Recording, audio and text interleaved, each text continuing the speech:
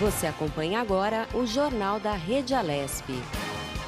Tudo sobre o Legislativo do Estado de São Paulo.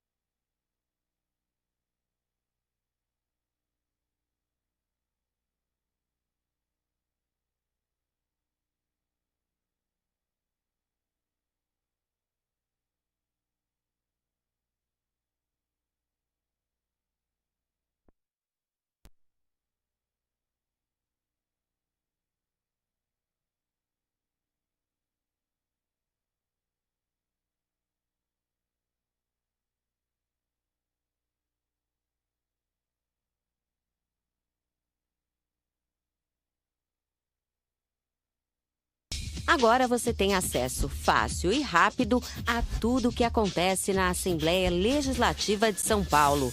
No aplicativo da Rede Alesp, você acompanha toda a programação da rádio e da TV, sessões plenárias, prestação de serviços e conteúdo jornalístico, além do portal da Alesp com atualizações a todo instante. Tá vendo?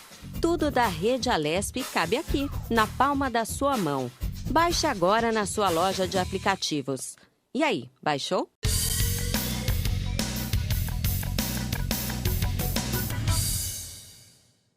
Os consumidores não precisam mais se preocupar com a cor da bandeira tarifária para saber se a conta de luz ficará mais ou menos cara a cada mês. A diretoria da Agência Nacional de Energia Elétrica, a ANEEL, anunciou que decidiu manter a bandeira verde acionada até o dia 31 de dezembro deste ano. Segundo o documento da empresa, trata-se de mais uma medida emergencial da agência para aliviar a conta de luz dos consumidores e auxiliar o setor elétrico em meio à pandemia de Covid-19. Os valores das bandeiras tarifárias são atualizadas todos os anos. Quando a produção hidrelétrica está favorável, aciona-se a bandeira verde sem acréscimo na tarifa. Em condições ruins, podem ser acionadas as bandeiras amarela, vermelha 1 ou vermelha 2, o que não acontecerá mais este ano. Carolina Franca para a Rede Alesp.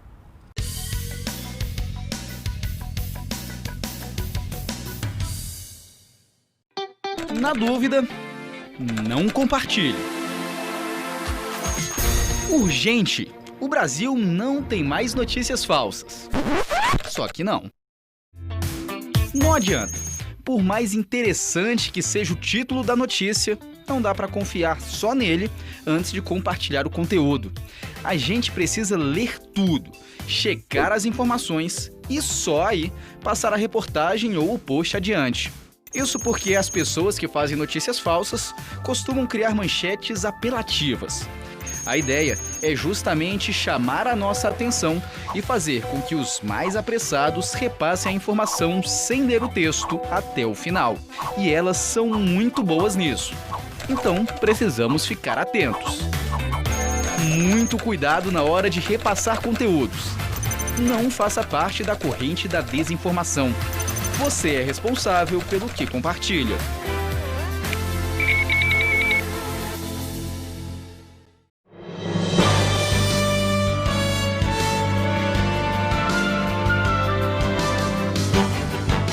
Olá! Você precisa mesmo sair de casa? Então, não se esqueça da sua máscara. Ela passa a ser obrigatória em todo o estado de São Paulo, em toda a rede pública de transporte, seja trem, metrô, ônibus, até nas viagens intermunicipais. Se proteja e proteja quem está perto de você. Jeremias Gomes, Rede Alesp. No combate ao coronavírus.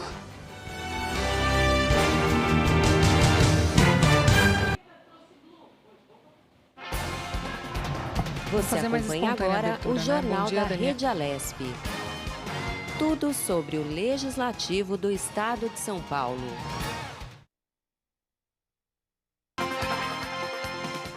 Olá, tudo bem com você? Muito bom dia. Tivemos um pequeno problema de áudio. Fomos para o break, consertamos, demos um jeito. Agora sim, em definitivo, muita informação. Começando bem a semana, começando bem o mês. Hoje é segunda-feira, dia 1º de junho. Seja muito bem-vindo ao meu lado, ela, a jornalista Caterina Schutt. Bom dia, Daniel. Bom dia a todos os telespectadores que nos acompanham aqui no Jornal da Rede Alesp. Sejam muito bem-vindos. É isso aí, mais um Jornal da Rede Alesp. Hoje, mais um jornal novinho em folha, sempre na cobertura do combate ao coronavírus. Isso mesmo, Daniel. Preparamos diariamente para você atualizações e informações sobre a pandemia do novo coronavírus. E você que acompanha sabe, né? Muitas entrevistas, informação, notícia. Vamos conversar com parlamentares e também especialistas de vários setores. Enfim, tudo aquilo que você precisa saber para ficar muito bem informado e informada. Começando o giro de notícias, olha só, o governador de São Paulo, João Dória, em coletiva que foi realizada na sexta-feira no Palácio dos Bandeirantes, anunciou que hoje começam a ser servidas refeições para moradores de rua por meio do programa Bom Prato. O programa Bom Prato, o mais bem-sucedido programa de alimentação social do país, passa a ser gratuito a partir da próxima segunda-feira, dia 1º de junho. Oferecendo gratuitamente as refeições nas suas unidades no estado de São Paulo, para os meses de junho e julho.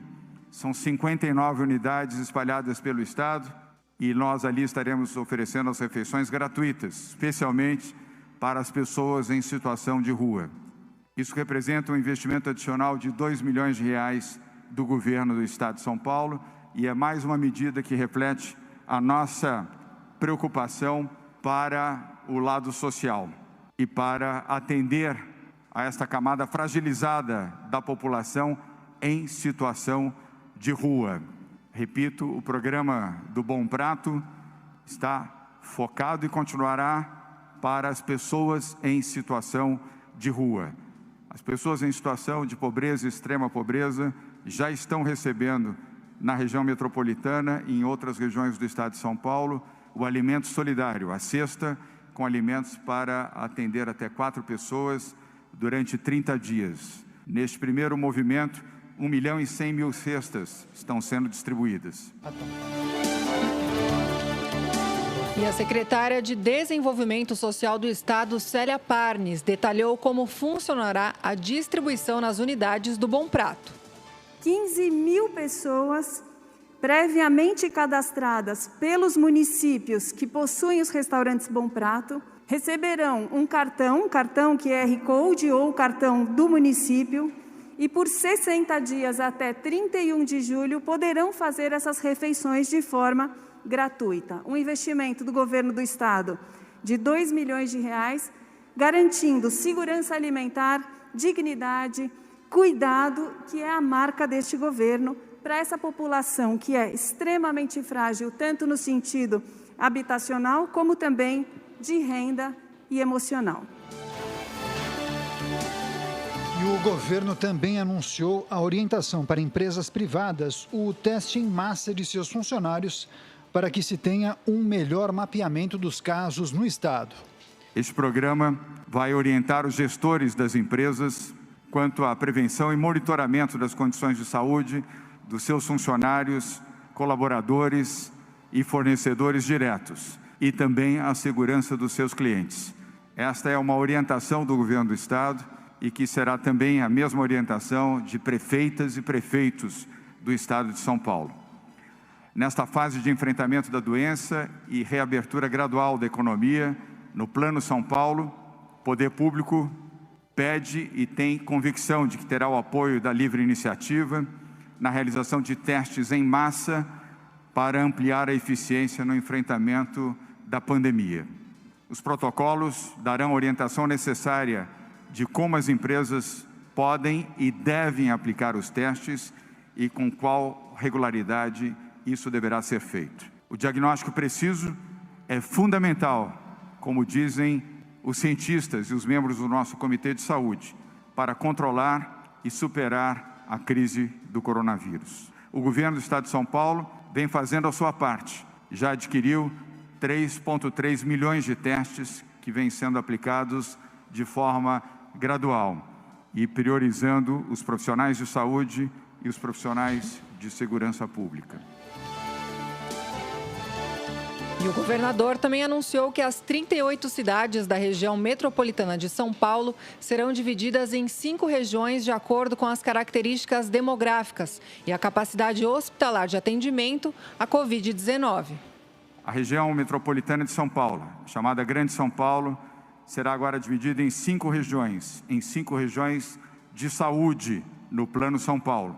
Por abrigar mais de 22 milhões de habitantes e contar com uma organização de saúde com distribuição de leitos e internação hospitalar própria, considerando a complexidade, o seu tamanho, a disposição e a capacidade de prefeitas e prefeitos da região metropolitana, nós agora teremos 5 regiões de saúde. Com esta divisão, será possível ter uma análise ainda mais precisa de critérios técnicos de saúde, classificação de fases de retomada consciente da economia e a definição apropriada para a região metropolitana.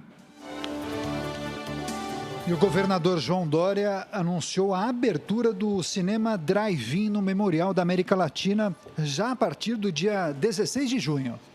A partir do próximo dia 1º de junho, estarão liberados programas de Drive-In de cultura, inicialmente para o cinema, para permitir que, de forma segura, espectadores possam, dentro dos seus veículos, dos seus automóveis, assistirem à volta ao entretenimento de forma segura e correta dentro dos seus carros e com todos os profissionais que prestarem serviços nesses drive-ins da cultura estarem devidamente protegidos. O primeiro drive-in, aliás, será inaugurado no Memorial da América Latina, aqui na capital de São Paulo, no dia 16 de junho. E a secretária de Desenvolvimento Econômico, Patrícia Ellen, ressaltou que mesmo com as medidas do Plano São Paulo sendo aplicadas, o Estado ainda está em situação de alerta. Outro ponto que precisa ser bem esclarecido e que está no decreto que foi publicado hoje do Plano São Paulo é que essa retomada consciente, faseada, ela tem uma evolução do fluxo das pessoas em todos os estabelecimentos que estão sendo reabertos. A gente tem que lembrar que a maior parte do nosso estado continua entre a fase de alerta e a fase de controle. Isso quer dizer que na fase de alerta, em primeiro lugar, não há retomada das atividades que foram interrompidas. Na fase laranja, que é a fase de controle, há uma retomada pequena para que juntos possamos testar como sociedade como vamos ter um resultado nas próximas semanas. Esse ponto é muito importante. A fase laranja chama controle por um aspecto muito claro. Como o governador disse, ainda estamos em um momento de tomar muito cuidado, sair somente se estritamente necessário. O prefeito vai reforçar esse ponto aqui, mas não estamos saindo a passeio. Temos que ter muita responsabilidade nesse momento para que os resultados sejam alcançados. E o governador João Dória salientou o esforço que o governo estadual está fazendo para combater a crise do novo coronavírus e a ausência de apoio mais efetivo do governo federal. São Paulo e o país vivem a mais grave crise dos últimos 100 anos. Temos um desafio sem precedentes e nós estamos aqui para enfrentá-los.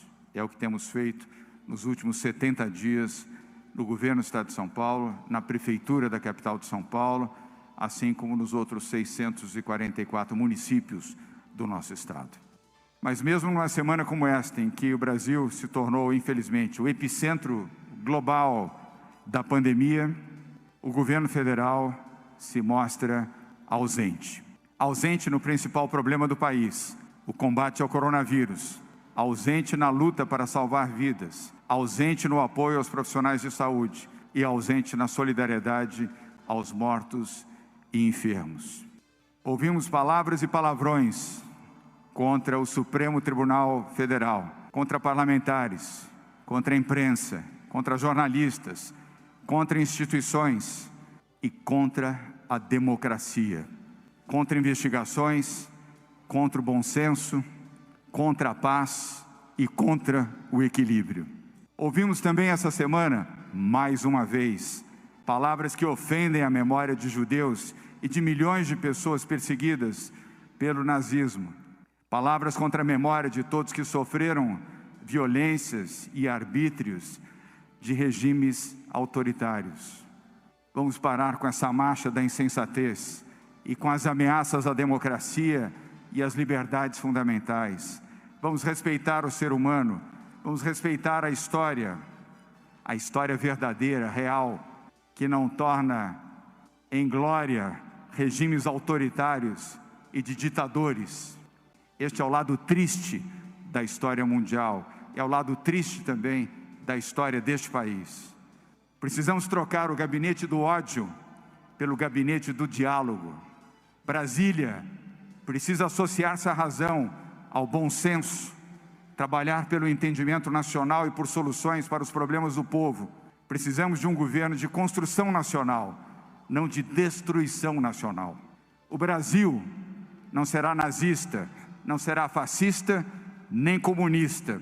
Será livre e democrático. A ditadura não vai voltar ao Brasil.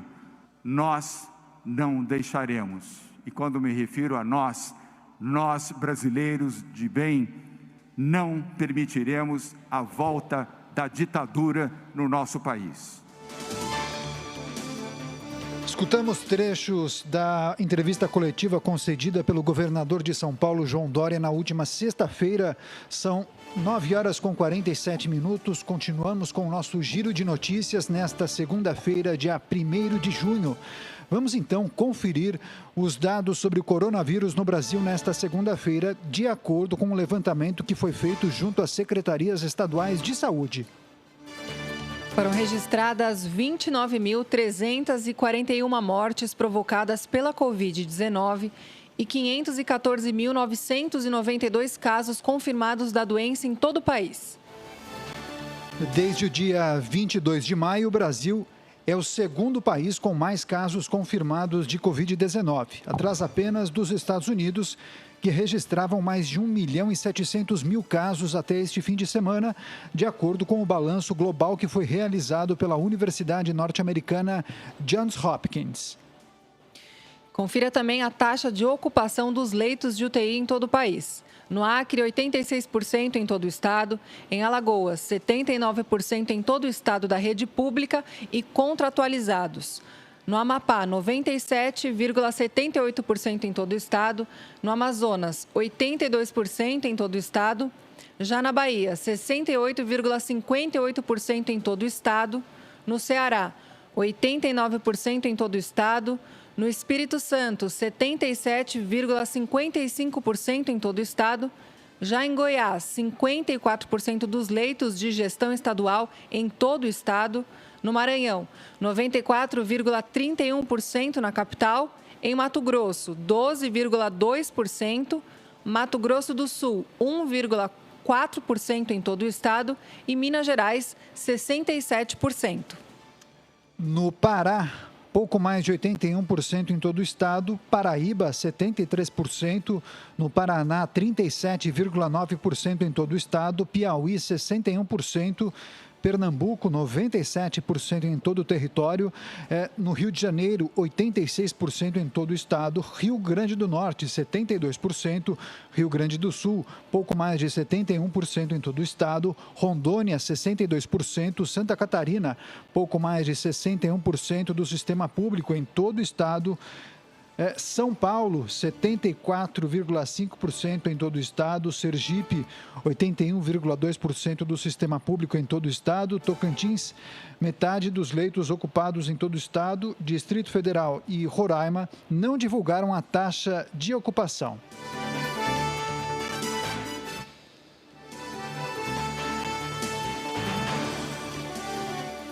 (9h50), 9h50, um ótimo dia para você. Chegou o momento de bate-papo, de entrevista, de informação Vamos conversar com o médico cardiologista Hélio Castelo. Vamos falar, claro, sobre a cloroquina e os seus efeitos colaterais para o coração, Keiti.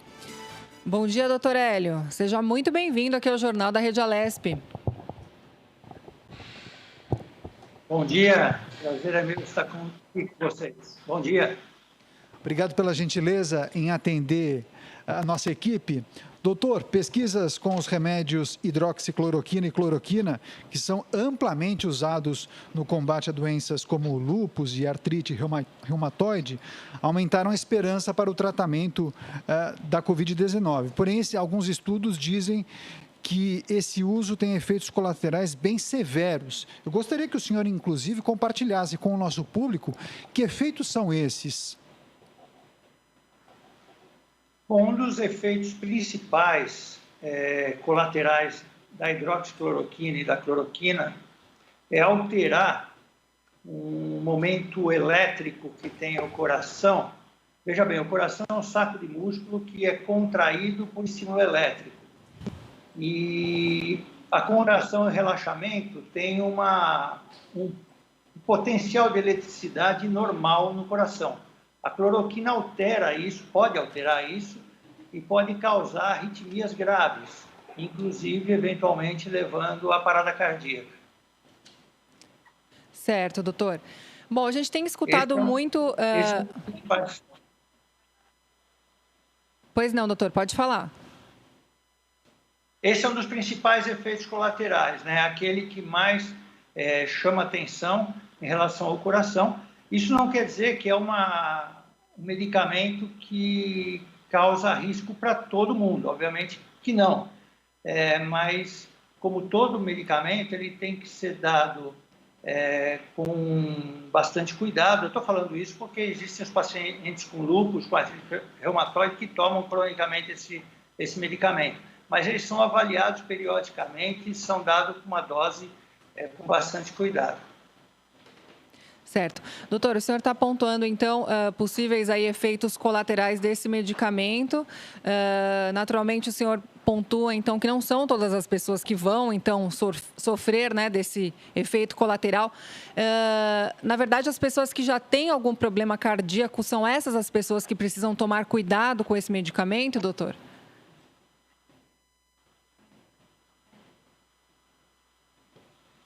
Sem dúvida. Pessoas que têm um problema cardíaco, além de elas terem maior risco em relação à infecção do coronavírus, ou seja, elas fazem parte do grupo de risco que pode ter uma chance maior de desenvolver a doença na sua forma grave, elas também têm maior risco de potencializar um efeito colateral da cloroquina, porque como a cloroquina age no ritmo cardíaco, age na parte elétrica do coração, se o coração já é um coração que tem algum tipo de doença, tipo insuficiência cardíaca, já teve infarto no passado, ou tem uma arritmia já de base, essa pessoa, sem dúvida, tem risco aumentado.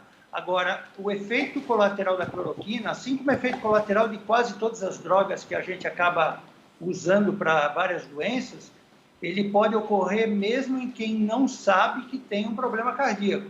Não precisa necessariamente ter uma cardiopatia, um problema cardíaco prévio, para essa pessoa ter o efeito colateral. A pessoa pode ter uma sensibilidade aumentada ou aquela dose que foi dada para aquela pessoa foi uma dose que, para ela, foi muita e acabou dando o efeito colateral que a gente não gostaria.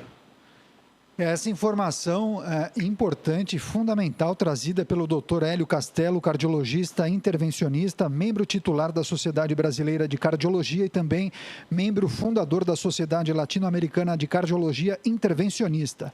Não necessariamente os efeitos colaterais serão sentidos somente pelas pessoas com doenças cardíacas. Importante alerta do doutor Hélio Castelo. Doutor, muito se fala sobre a cloroquina e a hidroxicloroquina. E algumas pessoas, há uns dias, me disseram e entendiam que cloroquina seria a abreviação da hidroxicloroquina. E não, são dois medicamentos, duas substâncias distintas. Explique para o nosso público que diferenças são essas e se esses medicamentos têm efeitos distintos no corpo humano. Por gentileza.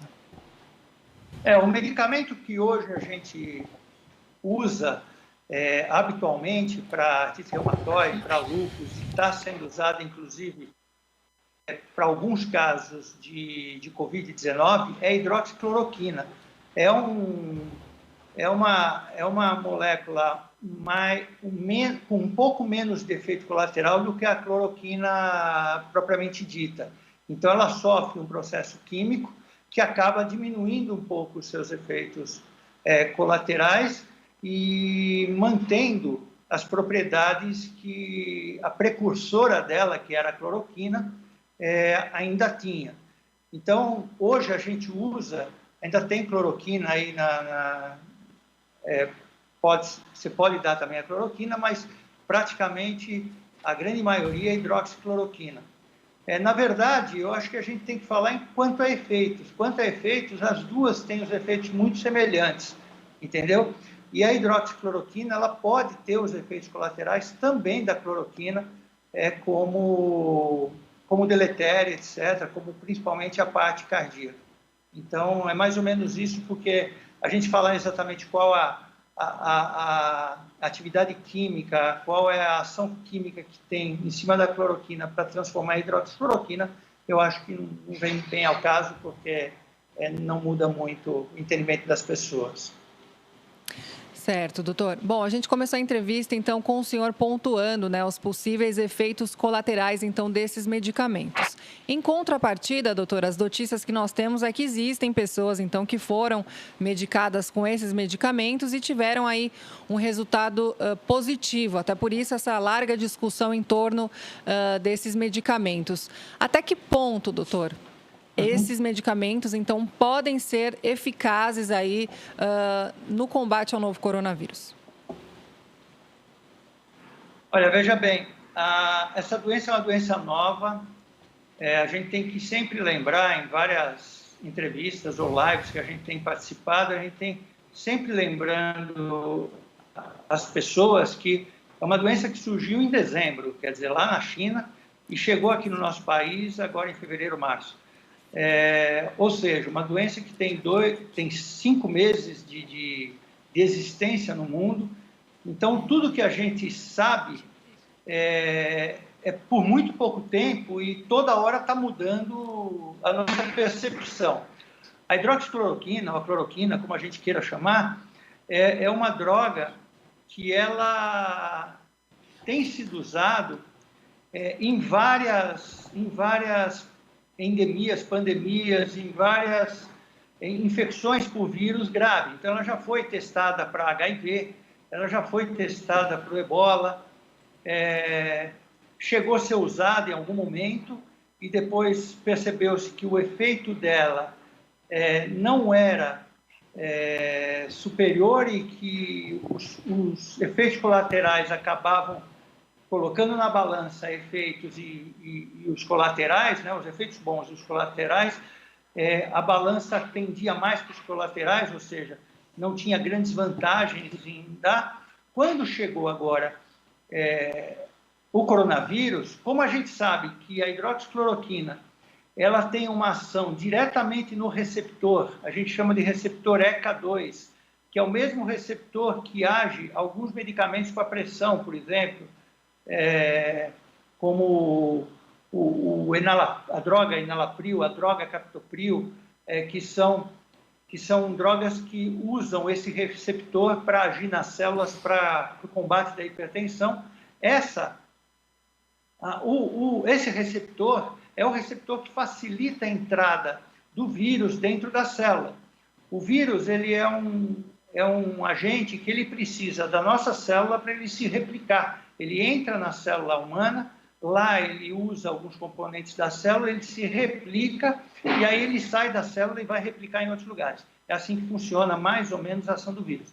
E a hidroxicloroquina, ela bloquearia esse receptor, dificultando a entrada do vírus dentro da célula. Então, foi essa especulação, foi essa a tese, a hipótese para para o uso da cloroquina. Ela começou a ser usada quando saiu um estudo com um número pequeno de pessoas na França. Houve realmente uma corrida para a hidroxicloroquina em vários locais do mundo, não foi só no Brasil, como achando que era a droga que ia resolver o problema. Infelizmente, não resolveu, como a gente viu agora num estudo grande que saiu de 96 mil pacientes em 300 e poucos hospitais espalhados por vários locais do mundo, mostrando que os resultados com hidroxicloroquina e o resultado com placebo é sempre uma substância que não tem efeito sobre o organismo, quer dizer, você não dá nada, você só dá assintomáticos e dá hidroxicloroquina, não mudou tanto na evolução quanto a mortalidade, como também não mudou em relação à evolução desses pacientes, estatisticamente. E mostrou que, obviamente, aqueles pacientes que usaram hidroxicloroquina tiveram um pouco mais de efeito colateral. Vale lembrar que é um estudo que é pouco tempo, ele precisava ter um tempo muito maior para a gente ter um resultado mais fiel, e também foram usadas doses totalmente díspares de um lugar para outro em relação à hidroxicloroquina. Mas acabou fazendo a gente ficar um pouco mais cauteloso. Isso não quer dizer que é absolutamente proibido tentar hidroxicloroquina ou usar hidroxicloroquina para algum paciente que a gente acha que vale a pena tentar. Mas o que a gente tem que dizer é que não é receita de bolo, quer dizer, não é todo mundo que tem que receber esse ou aquele medicamento da mesma forma. A gente tem que lembrar que essa doença é uma doença multifatorial e múltipla na sua forma de agir sobre o nosso corpo. Então, muitas vezes a gente precisa usar medicamentos diferentes, inclusive profissionais diferentes, com várias especialidades, para tratar principalmente os pacientes mais graves. 10h02, continuamos nosso bate-papo com o Dr. Hélio Castelo, cardiologista, intervencionista. É o medicamento mais debatido e discutido dos últimos tempos, cloroquina, em pauta aqui no Jornal da Rede Alesp. Doutor, todos nós estamos observando uma grande discussão em torno da cloroquina. Tem uma ala médica que defende o uso desse medicamento, inclusive talvez o caso mais emblemático seja da Nise Yamaguchi, que defende inclusive como método preventivo. E algumas pessoas, outros especialistas, defendem também com o uso para casos leves. Agora, existe uma outra ala médica que não recomenda, que é contrário ao uso deste medicamento por quem contraiu a Covid-19. Que leitura e avaliação o senhor faz desta discussão tão em evidência nos dias atuais aqui no Brasil? Olha, eu acho a discussão bastante positiva, viu, nesses termos, porque, como eu disse agora há pouco, quer dizer, é uma doença muito nova, um agente novo, que é o coronavírus. Esse coronavírus ele é uma mutação de um coronavírus que a gente já conhecia do passado, que tem uma transmissibilidade muito potente, ou seja, ele pode não ter uma mortalidade tão potente. A gente sabe que hoje está mostrando aí os noticiários que nós temos cerca de 500 mil pessoas, um pouco mais de 500 mil pessoas contaminadas, e a gente sabe, na verdade, que nós devemos ter mais de 2, 3 milhões, quer dizer, é subnotificado porque muita gente tem a doença na sua forma mais branda, fica em casa, acaba não colhendo o teste e essa pessoa não vai entrar na nossa estatística. Então, se a gente pensar que nós temos 2, 3 milhões, 2 milhões e meio, sei lá, de contaminados, e nós temos 35, se eu não me engano, o último número de mortes, que é um número enorme, sem dúvida nenhuma, mas percentualmente é um número até pequeno em relação ao número de infectados. É uma doença que ela não mata tanto, mas quando ela pega a sua forma grave, sim, aí ela é uma doença bastante grave. Então, eu acho que a comunidade científica, a comunidade médica acabou correndo para tudo quanto é lado para tentar achar uma medicação, não necessariamente que curasse a virose, mas que pelo menos abrandasse um pouco esses casos mais graves e com isso desse tempo para que a gente tivesse suporte suficiente de terapia intensiva, de leitos de quarto e de UTI, respiradores, enfim, estrutura para atender aqueles casos mais graves. Então, eu acho a discussão muito positiva. No entanto, eu não acredito em nenhum medicamento, até o momento, que seja um medicamento aí salvador da pátria, ou seja, vamos tomar esse remédio que agora ninguém mais vai ter coronavírus. Quer dizer, porque se fosse assim, a gente colocaria na água como tem o flúor, por exemplo. É claro que eu estou fazendo uma brincadeira, mas você coloca, todo mundo toma e pronto, acabou o problema. E esse problema estaria resolvido no mundo todo. Nós somos mais de 180 países com essa pandemia. Então, eu acho sim que cada caso tem que ser tratado isoladamente, caso a caso, respeitando a forma como tem se apresentado a doença. Eu tenho alguns pacientes que eu estou tratando em casa, mesmo sendo cardiologista, a gente acaba tratando bastante paciente, porque tem muito paciente que nos procura, e estão tratando em casa sem tomar nenhuma gota de quase nenhum remédio. Tomam um remédio para febre, um remédio para dor, são sintomáticos e acabam evoluindo bem. O importante é que a gente faça uma triagem desses pacientes, ou seja, quando o paciente chega, ele tem que ser avaliado por um médico, seja remotamente ou seja fisicamente, dependendo do grau de gravidade dele, e esse paciente tem que ser avaliado a partir dos seus sintomas e, eventualmente, de alguns exames, se ele classificar ele quanto a potencial gravidade. Tem alguns sinais que mostram que esse paciente pode se tornar mais grave. Em se tornando mais grave, esse paciente tem que ir para o hospital e aí, lá, a gente pode usar esse ou aquele medicamento. Existe uma infinidade de remédios que estão sendo utilizados ou tentados para a gente tentar melhorar o quadro clínico do paciente. Certo, doutor. Bom, me corrija se eu estiver errado, doutor, mas acredito que a Anvisa, então, dentro desse contexto todo que a gente está vivendo, com essas discussões todas, a Anvisa não proibiu, então, que esse medicamento esteja disponível nas farmácias. A gente sabe que esse é um medicamento, então, que é adquirido a partir da receita médica, né? Quer dizer, a venda não é para qualquer pessoa. A pessoa, de fato, precisa ter, então, essa receita, né?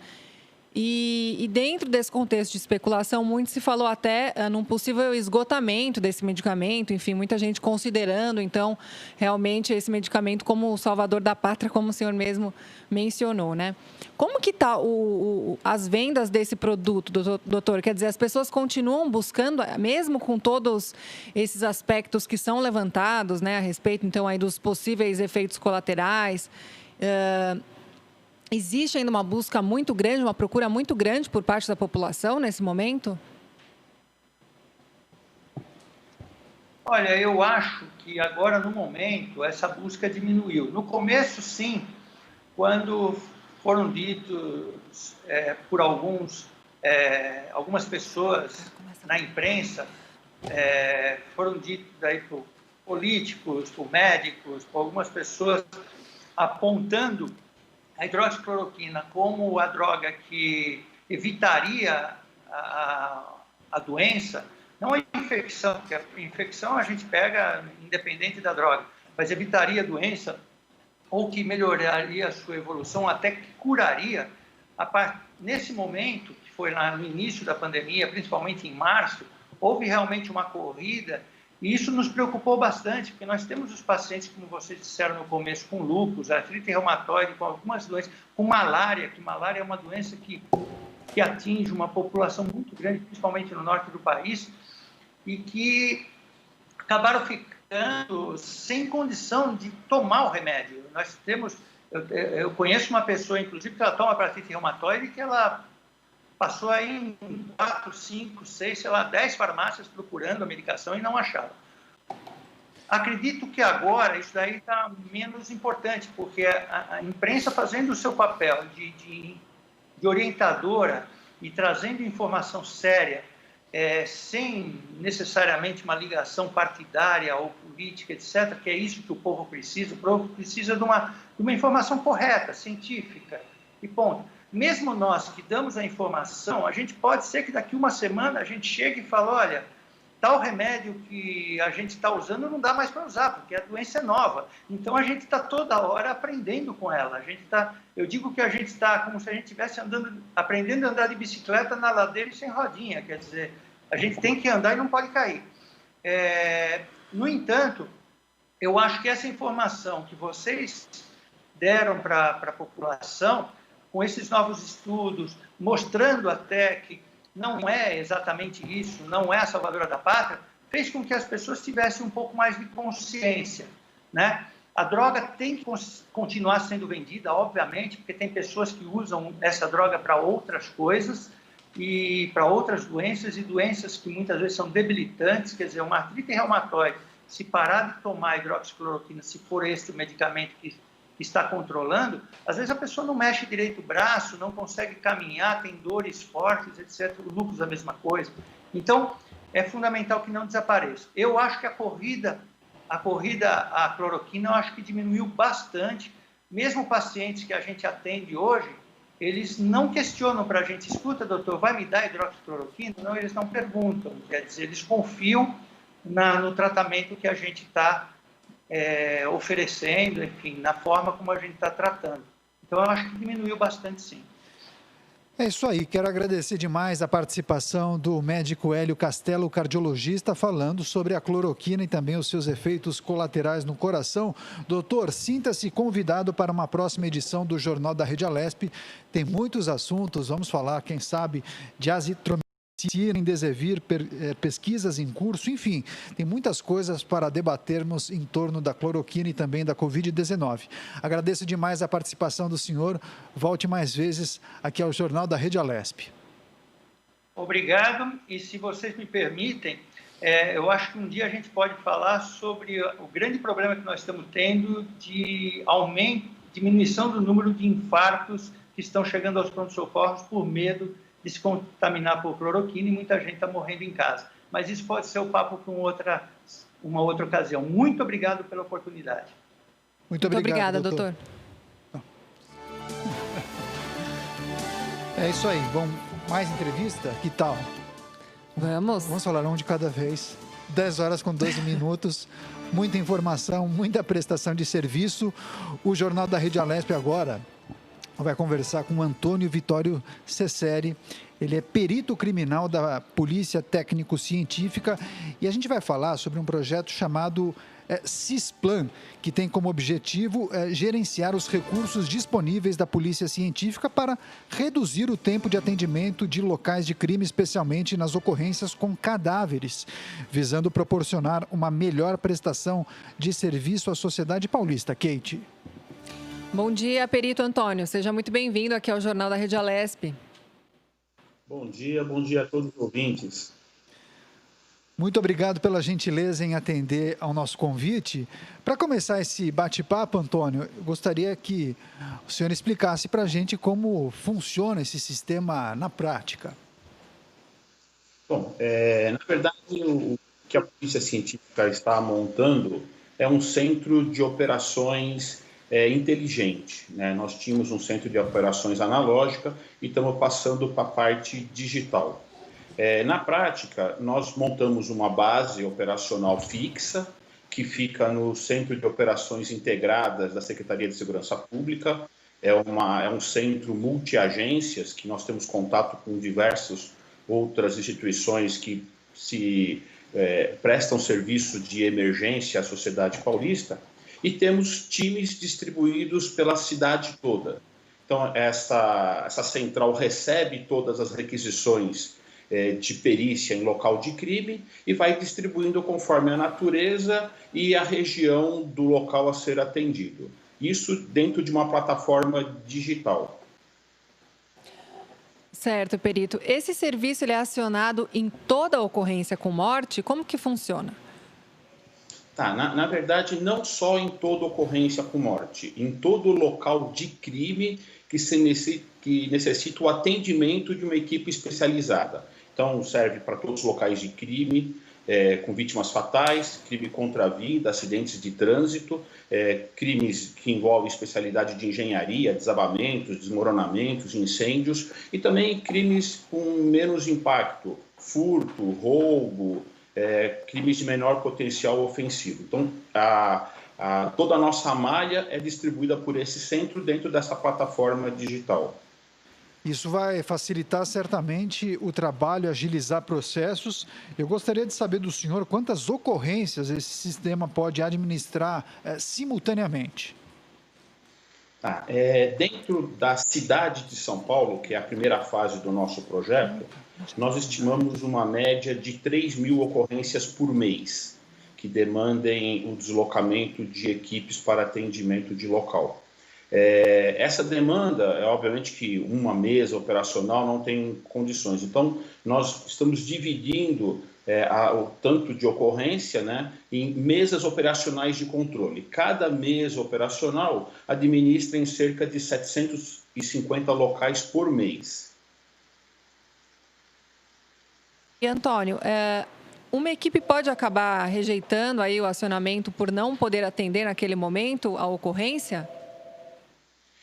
Sim, dentro da nossa estrutura, nós temos na capital de São Paulo, né, o que nós chamamos de supervisão de plantão, que é o centro de operações, e temos 10 unidades na capital de São Paulo atuando em locais de crime. Elas são divididas em especialidades e também em regiões.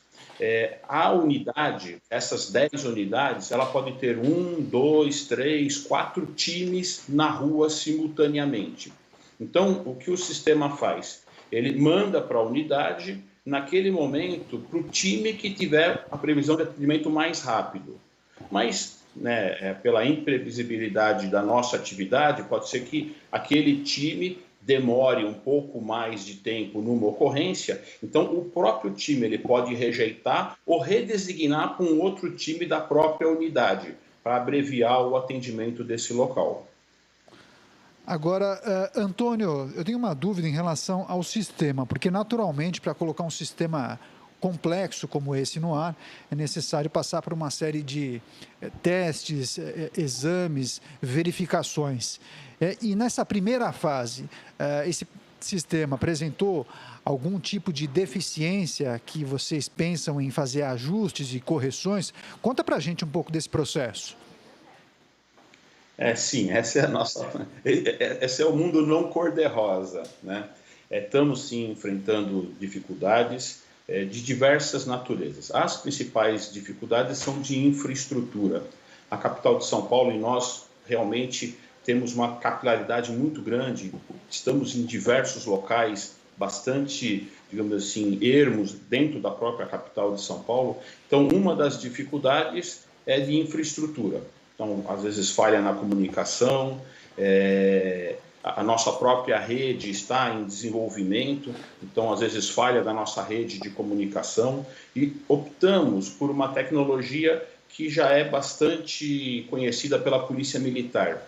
É um canal dedicado de telefonia, com uma grande, um range muito grande de capacidade, mas mesmo assim falhas de comunicação acabam ocorrendo. Então nós estamos migrando para um outro sistema, um sistema da própria Secretaria de Segurança Pública, que está localizado no Centro de Operações Integradas, para conseguir uma estabilidade maior do sistema. E uma outra dificuldade também, uma mudança bastante significativa dentro da nossa história, é a própria adaptação dos usuários ao sistema. Então, temos essas duas dificuldades que estão sendo superadas, numa velocidade talvez um pouco aquém da desejada, mas elas vêm sim sendo superadas e estamos desenvolvendo com o projeto. Certo. E Perito Antônio, como o senhor bem menciona, é um projeto novo que ainda está em fase de desenvolvimento, de implantação, quer dizer, ainda existem aspectos aí que precisam ser corrigidos, mas de uma maneira geral, como que tem sido a avaliação dos peritos, em relação a esse sistema? Realmente tem contribuído bastante com o trabalho da polícia? Sim, vocês percebem, pelos próprios noticiários de televisão, que nós desaparecemos um pouco das mídias, local sem atendimento de perícia, quer dizer, nós percebemos pelas mídias que diminuiu bastante, as reclamações da sociedade, da imprensa, quanto à demora da perícia de chegada aos locais. Isso é um dos resultados do projeto que ainda está em implantação. Dos peritos, e não só peritos, né, o projeto abrange tanto o IC, o Instituto de Criminalística, como o IML, Instituto Médico Legal. Temos, né, a maciça maioria vem apoiando e enxergam que isso realmente é o futuro da instituição. Porém, né, temos um grupo bastante heterogêneo, tem alguns que têm mais dificuldade, estão numa região onde o sistema tem maior dificuldade de comunicação, e estamos numa fase de implantação. Então, embora não seja uma unanimidade, a boa parte da instituição, a grande maioria da instituição, apoia e enxerga isso como o futuro da nossa instituição, no intento de prestar um serviço de melhor qualidade à sociedade. Estamos conversando com Antônio Vitório Cesseri, perito criminal da Polícia Técnico-Científica aqui em São Paulo, falando sobre o projeto CISPLAN, que tem o objetivo principal gerenciar recursos disponíveis da Polícia Científica para reduzir o tempo de atendimento de locais de crime, especialmente nas ocorrências com cadáveres, para proporcionar uma melhor prestação de serviço à sociedade paulista.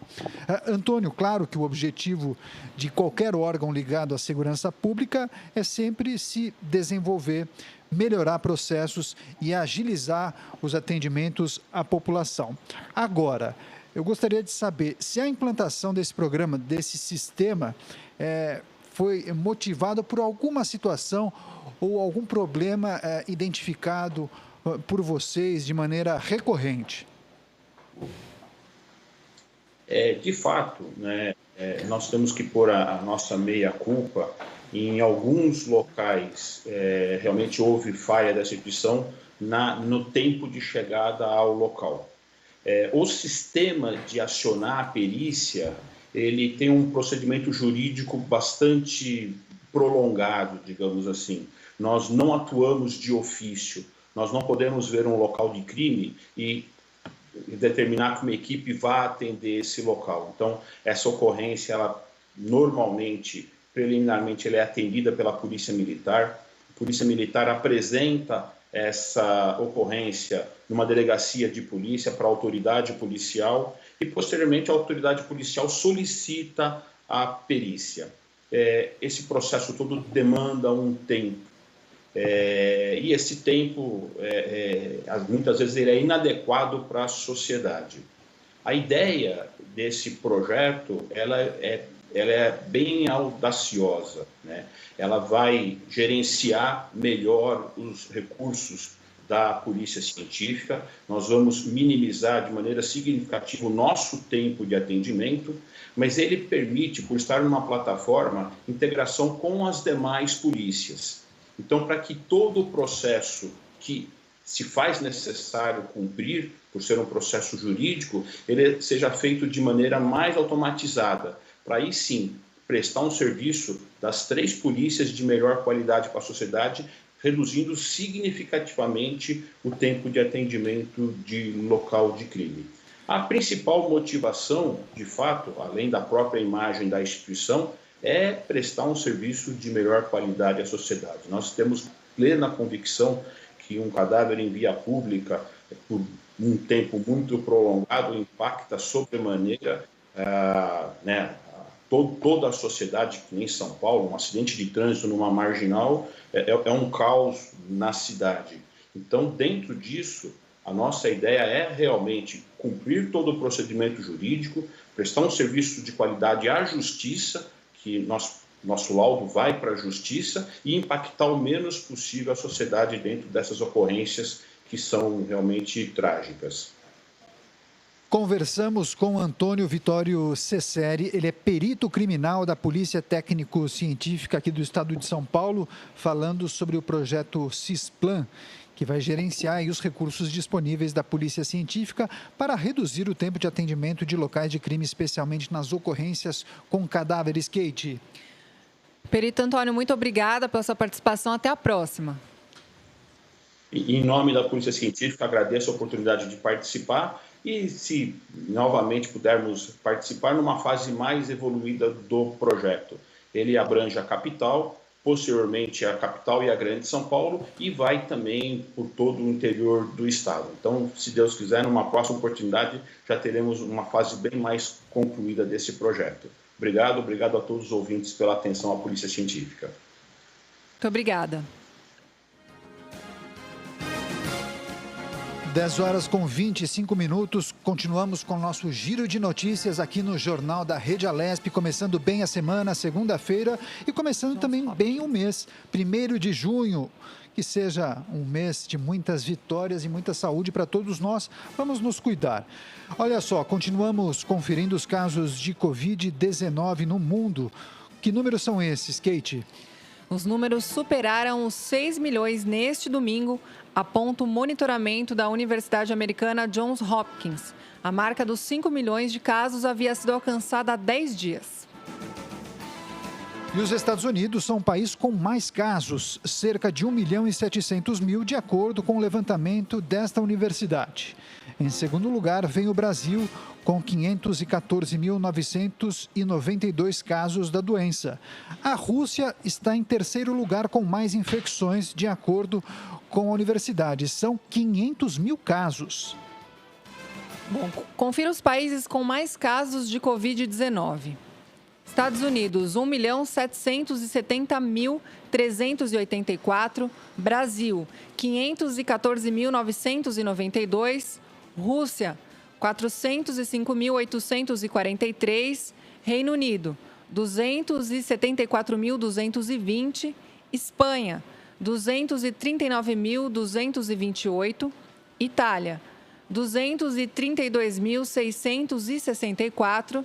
França, 188.752, Alemanha, 183.302, Índia, 182.990 e Turquia, 163.103. O número de mortes pela doença são 370.000 causadas pelo novo coronavírus. A maioria está nos Estados Unidos, onde quase 104.000 pessoas perderam a vida na pandemia. O segundo país com mais mortes é o Reino Unido. Eram 38.458 na manhã de domingo. Depois vem a Itália, com 33.340.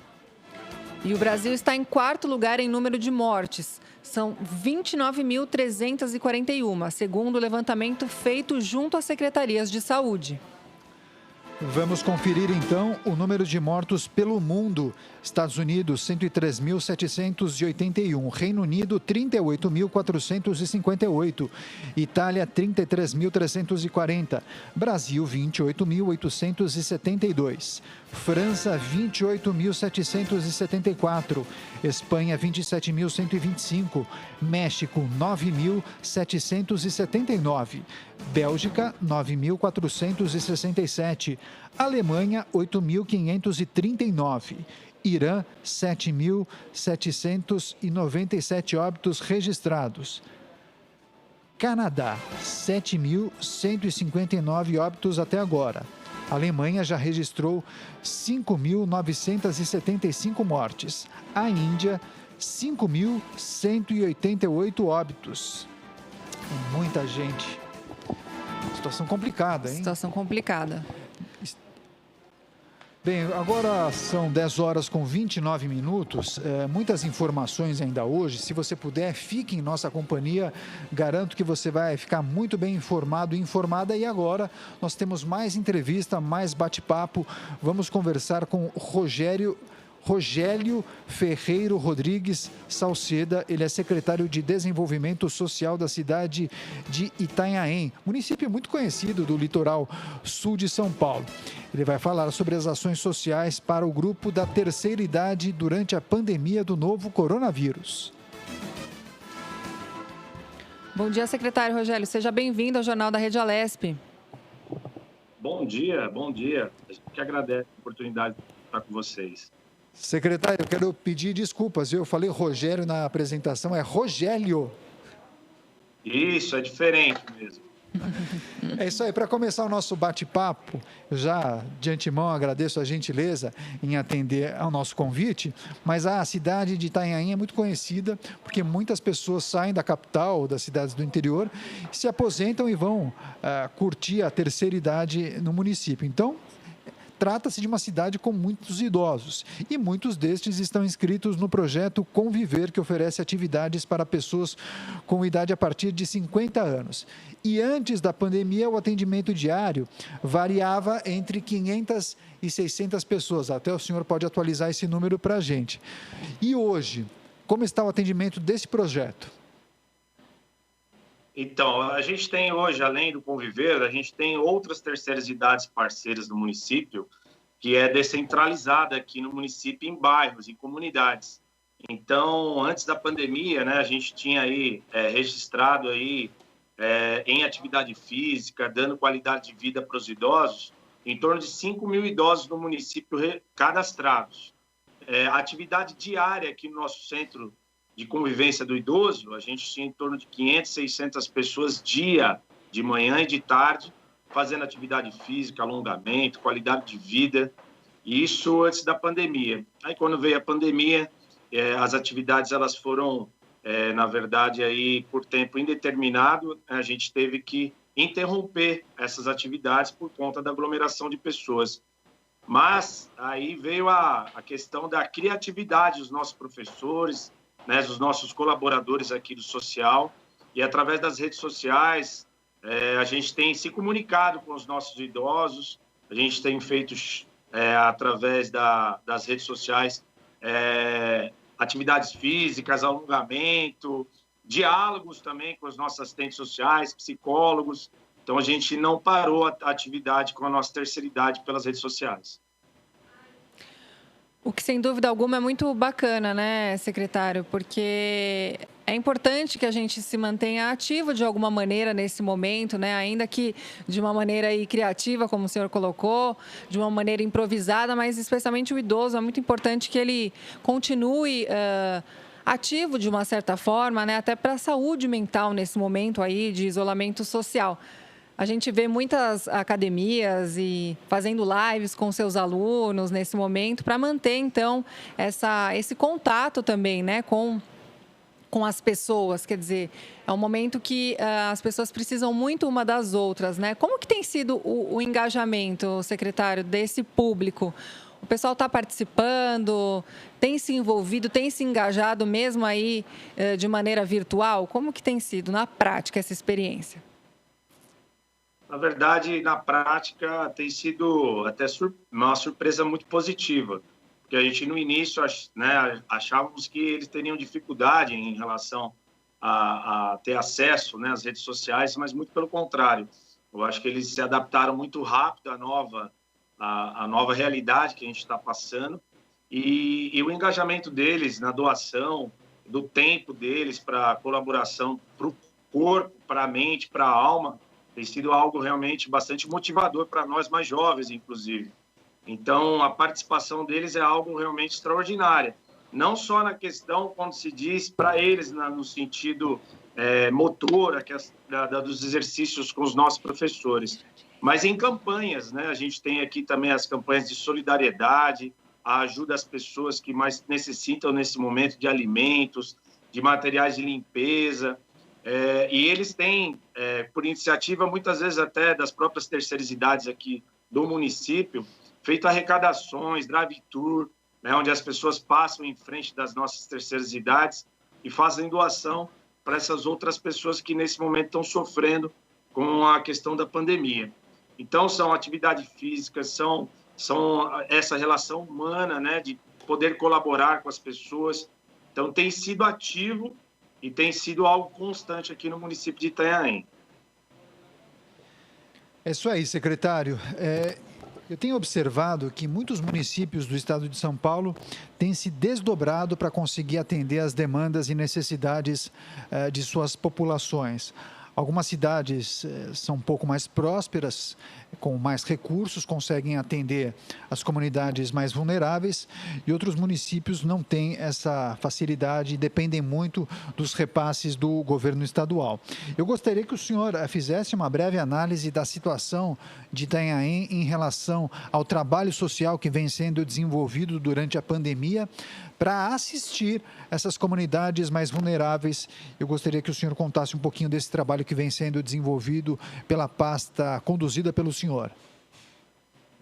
Desde o início da pandemia, né, nós iniciamos aí um trabalho como um serviço essencial aqui no município, até via decreto, até antes do decreto do Estado, do governo federal, aqui o Serviço de Assistência e Desenvolvimento Social foi considerado essencial. Os nossos equipamentos em nenhum momento fecharam, os CRAS, o CREAS, fazendo um atendimento próximo às pessoas mais vulneráveis. No município de Itanhaém, nós temos 50 mil pessoas no nosso cadastro único. A nossa população é de um pouco mais de 100 mil habitantes. Então, nós temos aqui o Bolsa Família, que é o programa do governo federal, onde atendemos 18 mil pessoas, né? E então, esse público, que é o nosso público mais vulnerável, né, foi assistido pelo governo federal, governo do estado, mas principalmente pelos técnicos aqui da nossa Secretaria de Assistência e Desenvolvimento Social. O que nos ajuda é que o nosso cadastro, né, o nosso cadastro único, é um cadastro muito bem atualizado. Nós temos aí hoje o maior número de pessoas hoje recebendo o auxílio na região do governo do estado, que é essa nossa cesta do Programa Solidário. Então, nós tivemos um salto aqui mensal de um pouco mais de 6 milhões de reais mês entre Bolsa Família e BPC, né, que é um recurso que a gente tem de benefício, né, diretamente a essas famílias, através do auxílio emergencial, nós tivemos um salto de mais de 22 milhões de reais mês. Tá? Também nós realizamos a distribuição de alimentos feito pelo município. Tá? Esses alimentos eles vêm de doações, aquisição do município, e algo que realmente também deu muito certo aqui na cidade de Itanhaém foi a aquisição, né, da agricultura aqui da cidade, né, os alimentos da agricultura local, nós alface, hortaliças, legumes. Nós compramos isso, fazendo com que a renda gire dentro das zonas rurais aqui do município e abastecemos o nosso banco de alimentos, onde a gente consegue atender também milhares de famílias, já atendemos através de distribuição desses alimentos diretamente para essas famílias mais vulneráveis do município. Então, a preocupação é não só atender a família que nesse momento precisa desse alimento para sobrevivência, mas também pensar na economia local, fazendo campanhas de solidariedade, fazendo campanhas também para que os comércios locais, as pessoas possam comprar no mercadinho menor, dentro do bairro, dentro da comunidade. Então, a nossa preocupação é realmente desenvolver a cidade com criatividade, presença, né, sempre do poder público dentro das comunidades, sempre estimulando a nossa comunidade a estar girando a economia local. Certo. Secretário, são muitas as dificuldades, né, nesse momento aí por conta da pandemia do novo coronavírus. Sabemos que cada município possui suas características e, naturalmente, os seus desafios particulares até, né? Podemos dizer assim. Quais são as prioridades nesse momento, né, secretário? Qual que é o principal desafio que vocês têm hoje do combate ao novo coronavírus? O nosso sentimento aqui na cidade de Itanhaém é que as pessoas que estão nos programas sociais já cadastradas, do cadastro único, que têm já o hábito de frequentar um CRAS, um CREAS, são famílias mais vulneráveis, essas a gente tem um sentimento de missão cumprida, a gente tem conseguido assistir essas famílias. A nosso maior desafio e preocupação são as famílias que estão, neste momento de pandemia, entrando em vulnerabilidade econômica. São os autônomos, as pessoas que trabalham no dia a dia na praia, empregadas domésticas, enfim, que receberam aí um impacto, né, dentro da sua renda familiar nessa época de pandemia e estão desassistidas por qualquer outro programa social. Então, esse é o grande desafio hoje de atender essas famílias, de estimular a economia local, os pequenos comerciantes, Então, através aqui das outras pastas aqui do município, desenvolvimento econômico, aqui da cidade, a gente tem feito bastante diálogo, né, junto com os outros secretários, junto ao prefeito, junto com as instituições do município, para desenvolver coisas que podem, né, estimular a economia local. Então, o nosso maior desafio é não deixar com que a cidade de Itanhaém, principalmente dentro das comunidades mais carentes, aqueles comerciantes que são os menores comerciantes das cidades, nesse momento de pandemia, quebrarem. Então, a gente está aí com esse desafio pela frente, né? Estimular o pequeno comerciante, estimular também o autônomo, assistir essas famílias. Esse é o nosso maior desafio. E como o município, Rogério, tem administrado justamente essa dicotomia?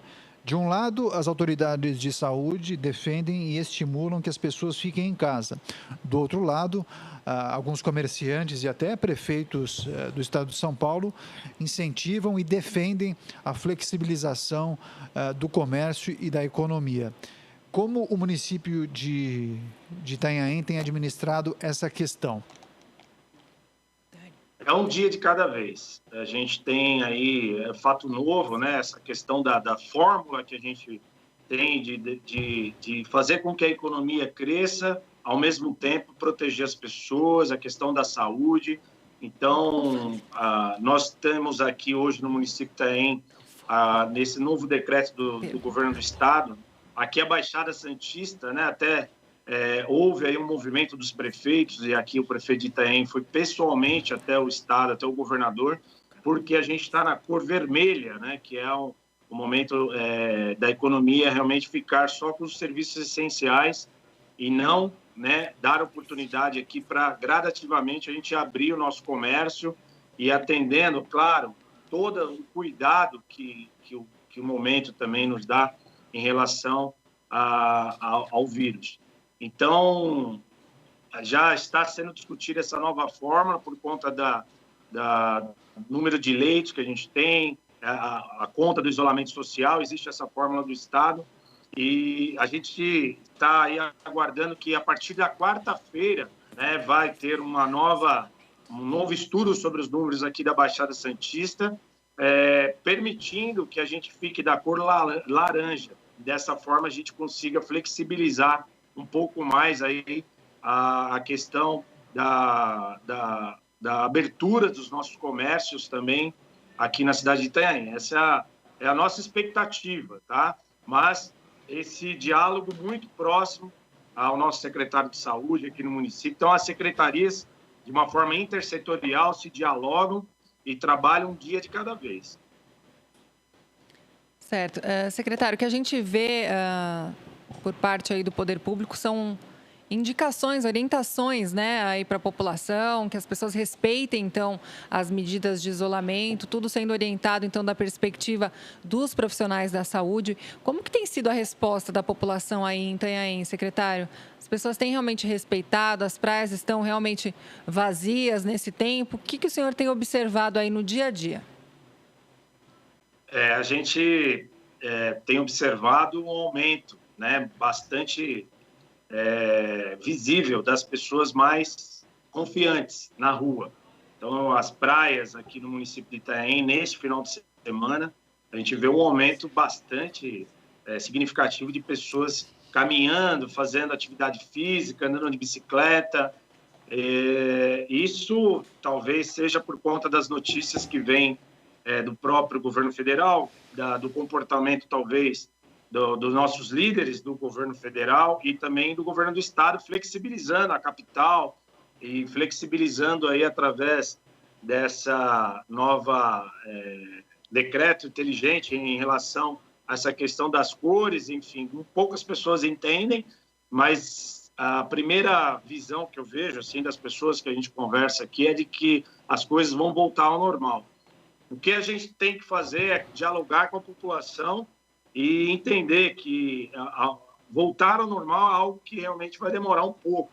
A gente precisa entender que o isolamento ele é a coisa que tem hoje de melhor a ser seguido aqui na nossa cidade. Então, a preocupação hoje da prefeitura, do nosso prefeito, realmente flexibilizar e as pessoas acharem que pode voltar ao normal rapidamente. Isso tem que ser gradativo, de uma forma responsável. É isso aí, conversamos com Rogério Ferreiro Rodrigues Salceda, secretário de Desenvolvimento Social do município de Itanhaém, cidade conhecida do litoral sul de São Paulo. Rogério, muito obrigado por sua participação, informações importantes trazidas por você, pelo trabalho que é desenvolvido pela pasta tocada pelo senhor.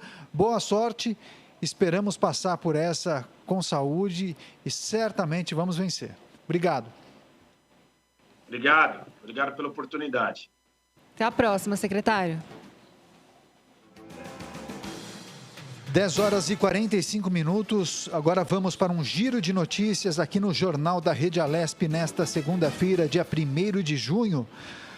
Os principais institutos de pesquisa do mundo inteiro trabalham intensamente na busca por alternativa eficaz contra o coronavírus. Desde que os casos de SARS-CoV-2 começaram a crescer exponencialmente, evidenciando que não se tratava de um surto localizado, médicos chineses e do restante do mundo iniciaram a corrida não só por tratamento, mas por uma ferramenta essencial no manejo da Covid-19, os testes diagnósticos. Pouco mais de 3 meses depois de a Organização Mundial da Saúde decretar a pandemia, a quantidade de exames sorológicos e genéticos se multiplica, ampliando as possibilidades de testagens, assim como as dúvidas da população sobre a qual método recorrer. E devido à gravidade da pandemia, órgãos regulatórios de diversos países, como a Agência Nacional de Vigilância Sanitária Anvisa do Brasil e a norte-americana Food and Drug Administration, facilitaram o registro de novos testes. O objetivo é dispensar etapas do processo, embora os laboratórios tenham de apresentar dados, como resultados de pesquisas sobre os produtos e estudos que atestem a qualidade e a segurança, entre outros. Hoje no Brasil, há 126 testes aprovados e uma centena à espera de aceitação da Anvisa. Os testes não foram inventados do dia para a noite. Raríssimas exceções, os cientistas utilizam métodos já validados anteriormente, fazendo adaptações, como nos reagentes ao novo coronavírus. É o caso do padrão ouro do diagnóstico da Covid-19, o RT-PCR. Essa técnica, em 1992, permitiu o primeiro exame de diagnóstico do HIV, vírus causador da AIDS. Ele detecta a partícula viral em amostra coletada na saliva ou no nariz do paciente. Por isso, diferentemente dos sorológicos, que apontam apenas a presença de anticorpos circulantes, o PCR mostra se a pessoa está ou não doente. Contudo, não indica se houve infecção passada.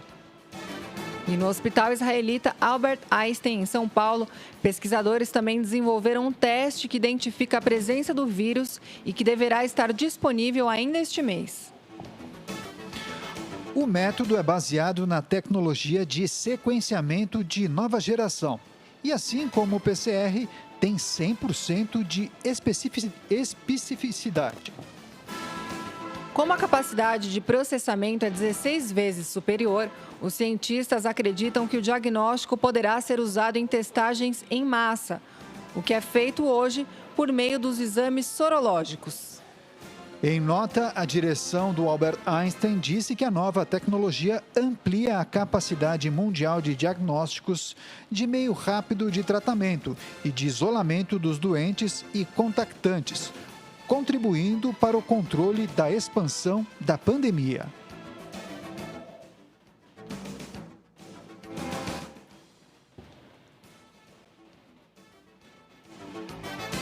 (10h49), muitas informações aqui no Jornal da Rede Alesp. Olha só, a cápsula Crew Dragon da SpaceX, com os astronautas americanos Bob Behnken e Doug Hurley, chegou ontem às 11h16, horário de Brasília, à Estação Espacial Internacional.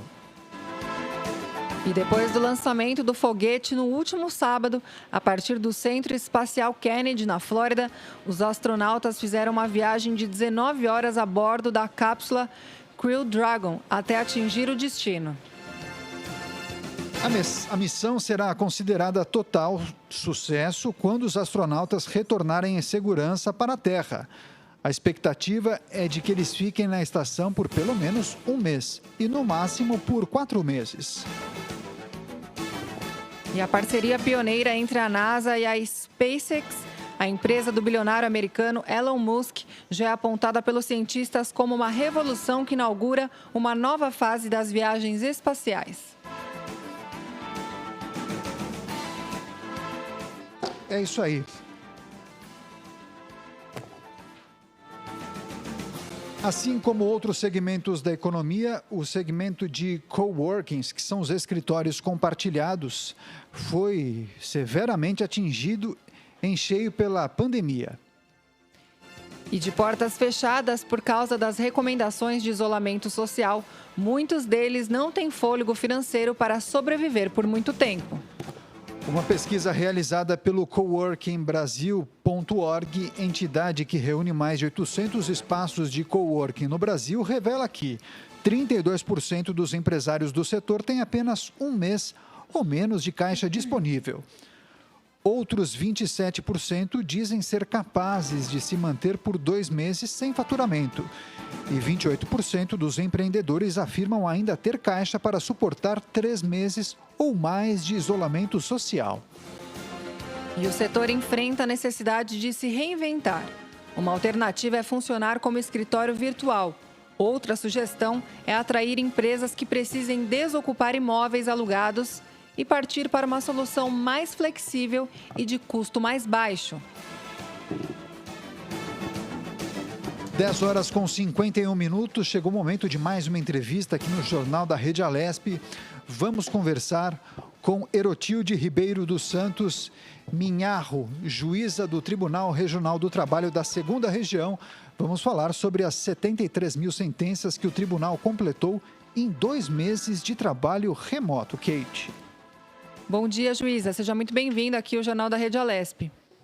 Muito obrigada pelo convite, viu?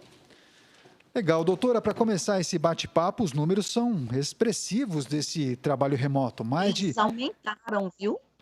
Mais de 73 mil sentenças, mais de 400 mil despachos. Eu gostaria que a senhora explicasse como tem sido a organização desse trabalho do Tribunal Regional do Trabalho da 2ª Região durante a pandemia. Olha, esses números aumentaram porque de quando vocês fizeram a apuração até agora, nós tivemos mais 11 dias, né? Então, até o dia 28 de maio, esses números pularam para 90.799 sentenças e acórdãos. A gente tem uma TI, uma tecnologia de informação bastante conectada, bastante atuante, então a gente não parou nenhum minuto. A partir do dia 17 de março, quando a gente começou a fazer o trabalho remoto, até agora, a gente trabalha diuturnamente. No primeiro momento, muito embora os prazos processuais estivessem suspensos, o trabalho interno permaneceu, com atendimento telefônico a advogados, atendimento por e-mail, às vezes até atendimento por WhatsApp. Acordos feitos remotamente por videoconferências.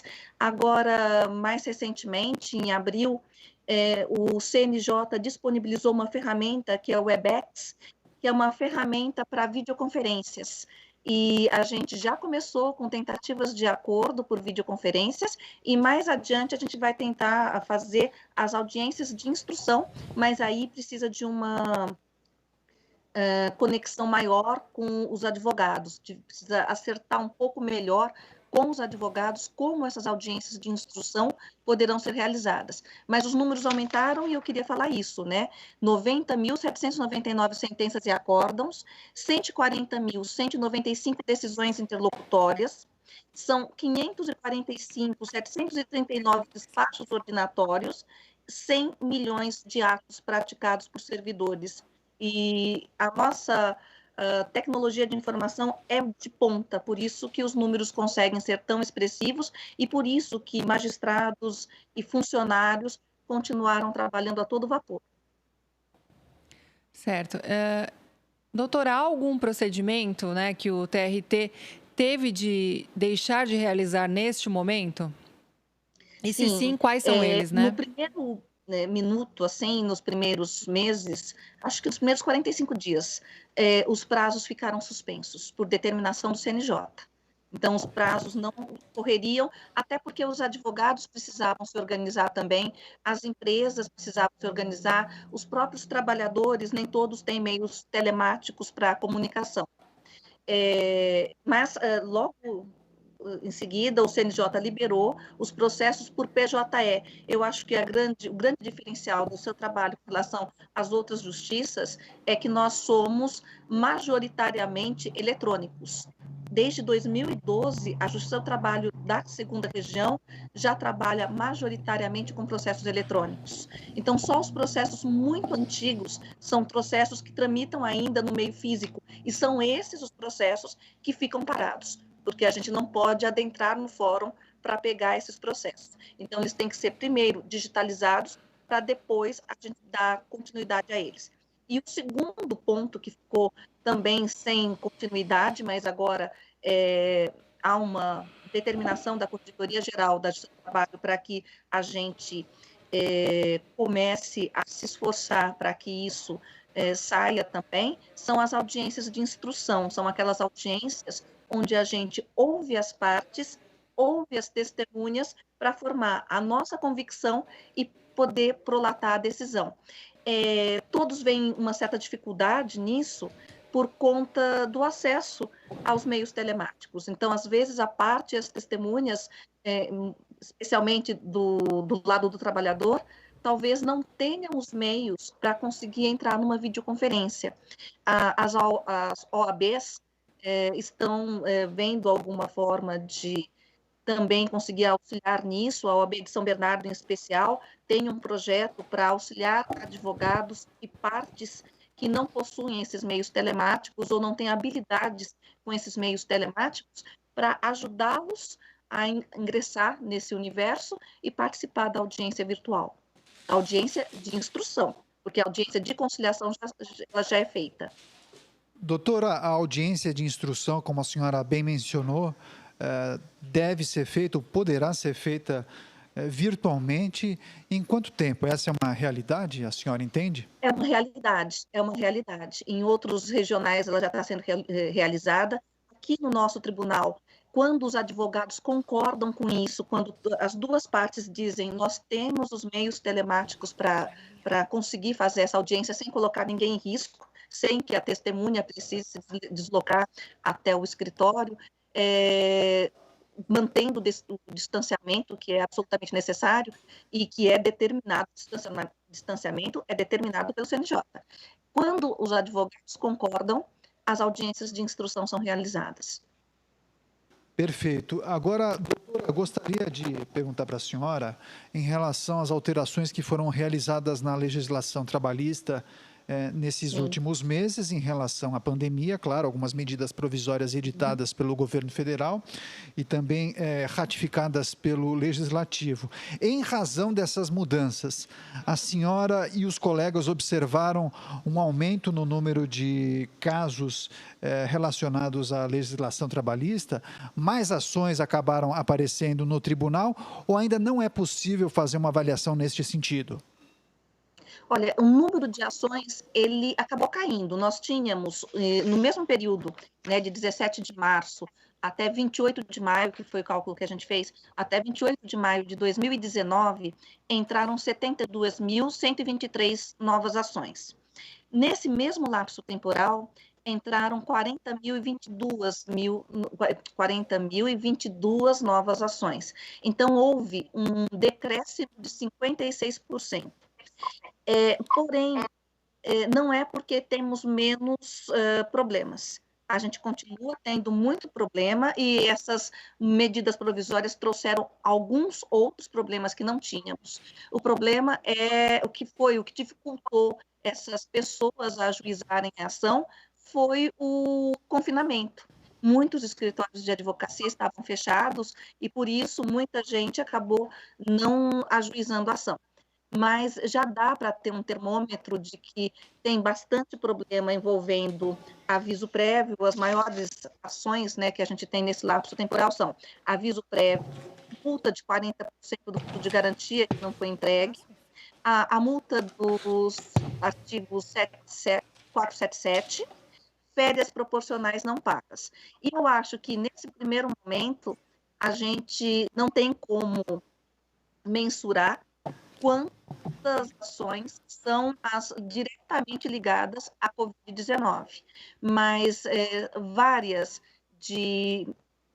com pedido de liberação do fundo de garantia, várias com relação à questão do factum principis, várias com relação à suspensão do contrato e inúmeros processos em que a empresa havia feito um acordo inicialmente e com a pandemia as atividades da própria empresa foram impactadas e a empresa não conseguiu mais honrar com o acordo que tinha afirmado, que tinha assinado anteriormente. Então, esses são os maiores processos que a gente tem. Sabendo que o reclamante tem até 2 anos após a demissão para entrar com uma ação, então a senhora entende que nos próximos meses certamente vão aparecer muitas ações relacionadas às demissões motivadas pela pandemia, doutora? Sim, acredito que sim. Muitas empresas realmente não têm como arcar com as verbas rescisórias, com os custos mesmo do processo e do trabalho, né, da rescisão contratual. Outras se aproveitam do momento e param de pagar os acordos, então a gente precisa separar o joio do trigo. E até ações, acredito que vão entrar ações também envolvendo esse lapso temporal de 2 anos, porque se os prazos processuais foram suspensos, será que os prazos prescricionais, que não são prazos processuais, são prazos de direito material, também ficariam suspensos? Então, é outra discussão que vai surgir nos próximos meses. Certo. Doutora, a última pergunta para a gente poder encerrar aqui, o nosso tempo é curtinho no jornal.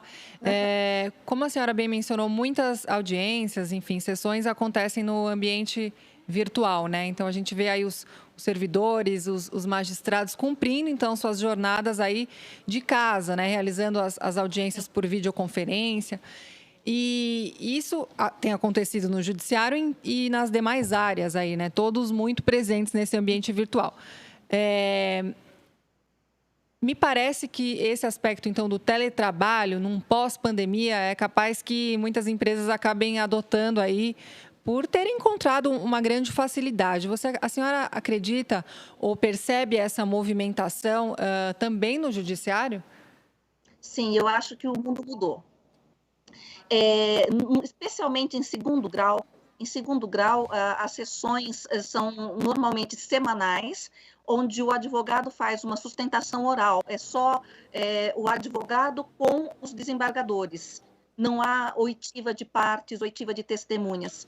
Então, uma vez por semana, os advogados e os desembargadores reuniam-se para divulgar, fazer a sessão de julgamento. Isso, acho que não volta mais. Isso acho que vai ser telepresencial sempre, porque o advogado que está lá em Manaus consegue fazer uma sustentação oral sem precisar pegar avião, sem precisar se deslocar até o tribunal. Eu acho que isso vai economizar tempo de partes e de advogados e de magistrados e dinheiro. Vai economizar trajeto, vai economizar gastos do próprio tribunal com água, papel higiênico. As audiências de tentativa de conciliação também acho bastante pertinentes que elas sejam realizadas por videoconferência. Elas também vão tirar pessoas que estão no meio da rua, né, com seus carros para se dirigir até os fóruns. Eu acho que tudo mudou. Eu acho que nós teremos um novo normal quando o confinamento terminar. E muitas dessas mudanças eu vejo como mudanças positivas. Eu sou bastante otimista com relação ao futuro. É isso aí, importante entrevista, informações trazidas pela juíza Herotilde Ribeiro dos Santos Minharro. Ela é juíza do Tribunal Regional do Trabalho da 2ª Região. Eu quero agradecer demais a gentileza em atender ao nosso convite. Muito obrigado pelas informações, doutora. E volte mais vezes, esperamos contar com a sua participação em outras ocasiões aqui no Jornal da Rede Alesp. Muito obrigado e boa semana. Eu agradeço muito a oportunidade de falar o nosso ponto de vista, essa janela que foi aberta pela Alesp. Obrigada mesmo. Muito obrigada, doutora. Até a próxima. Até. 11h04, continuamos o giro de informações aqui no Jornal da Rede Alesp e agora também vamos movimentar a equipe de jornalistas aqui do jornal. Vamos chamar um colega nosso que sempre traz informações importantes, relevantes e também curiosas. Quem é ele, Kate? Nosso querido colega Sérgio Everton. Seja bem-vindo, Sérgio. Oi, bom dia, Caterina, bom dia, Daniel, bom dia aos nossos ouvintes e telespectadores da nossa Rede Alesp. Olha, eu concordo com a doutora mesmo, viu? Eu conversei com um advogado, amigo meu, ontem, ele estava falando exatamente disso, viu, Daniel e Caterina? A facilidade, né? Porque essa situação das audiências, isso já acontece há muito tempo, né? Antes dessa pandemia. Né, através de vídeo, como ela explicou. E você não tem ideia, o advogado me falou, Sérgio, você não tem ideia como isso desafoga, né, mais ainda os processos, tanto do decorrer do processo, quanto das pessoas também.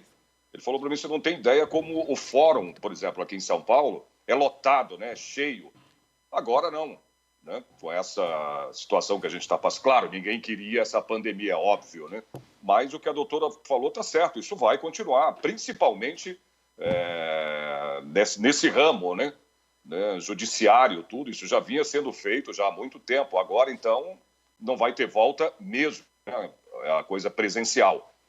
Né? Porque isso facilita muito os judiciários. Esse amigo meu, advogado, falou, olha, a agilidade e a rapidez com que estão sendo feitos, né, os processos é impressionante. Então, facilitou muito, tem facilitado muito, né, infelizmente, nessa pandemia. Mas eu acredito também nele, né, do que ele me falou, ele falou, olha, isso realmente, como a doutora disse, não tem volta. Isso é muito bom, né, para as pessoas, né, que precisam, que entram com processo, que querem... meu amigo, não tenha dúvidas. Muitas vezes a gente percebeu que não há necessidade de se deslocar para fazer uma reunião de 1 hora. Exato. Uma videoconferência atende muito bem. Exatamente, é isso aí. Eu acho que é o caminho mesmo. Aliás, né, Daniel, eu não vou dizer todas as profissões, porque é complicado, né? Mas eu acho que a maioria delas, né, vai ser dessa maneira. Né? Você não precisa do presencial, você pode fazer isso de casa, como já se trabalhava, né, em muitas profissões, tanto no exterior como aqui no Brasil, já se trabalha em casa, através do home office, né? Então, dificilmente vai voltar, como ela disse, ao que era antes. Eu acho que o caminho é esse mesmo, viu? Pelo menos um lado positivo da pandemia, né, meu amigo? O que temos hoje? Pois é, né? Pois é. Eu estou aqui para falar, né? Tem essa discussão toda da volta hoje, da abertura parcial aí de comércio, tudo, né? Voltando parcialmente a nossa economia, tudo. Mas eu tenho informações aqui, por exemplo, da Organização Mundial da Saúde, em relação à reabertura, né, da nossa economia aqui no Brasil. Por exemplo, a capital paulista, a OMS tem 6 critérios, né, de recomendações aí para a abertura parcial da economia. Mas São Paulo, a nossa capital, parece que só atende 2 desses 6 critérios recomendados pela OMS, né, para iniciar aí um processo de relaxamento, de distanciamento social, segundo o relatório aí da própria prefeitura aqui de São Paulo, da própria prefeitura nossa aqui. De acordo com esse relatório situacional da Covid-19, no momento, impedir, claro, né, a escalada da transmissão e atingir a estabilidade com uma transmissão de baixo nível, ou pelo menos, né, Daniel e Kate, próximo aí a 0, claro que isso deve ser a prioridade, né, não tenha dúvidas. Esse relatório, ele diz ainda, que é elaborado aí por técnicos da Secretaria Municipal de Saúde, diz que o distanciamento social como medida tem possibilitado ao poder público municipal ampliar, né, a capacidade de atenção de forma ordenada e efetiva. Agora, um outro documento, o documento lá, né, da OMS, documento que cita no outro relatório, a Covid-19, chama Stranger Update, elaborado pela OMS, publicado, né, essa semana agora, aliás, semana não, no mês, do dia 14, se eu não me engano, 13 ou 14 de abril, que contém parâmetros aí a serem considerados numa transição, né, e o relaxamento gradual das medidas de distanciamento. Os requisitos já cumpridos aqui pela cidade de São Paulo, isso é muito bom, viu? A gente está bem na questão do cumprimento. Mas tem cumprindo aí o que é dado pela OMS, né, esses requisitos nossos aqui, a gente está bem. Mas tem um outro lado também, que eu vou falar dos dois agora. Qual é? Por exemplo, a nossa cidade, por exemplo, os já cumpridos dentro desse processo, né, dentro desses da OMS, que é adotado pela OMS, a São Paulo já adota aí medidas de prevenção em locais de trabalho, né? Tem a capacidade de detectar e tratar novos casos. Isso é muito importante, sobretudo os casos mais graves, né, Daniel?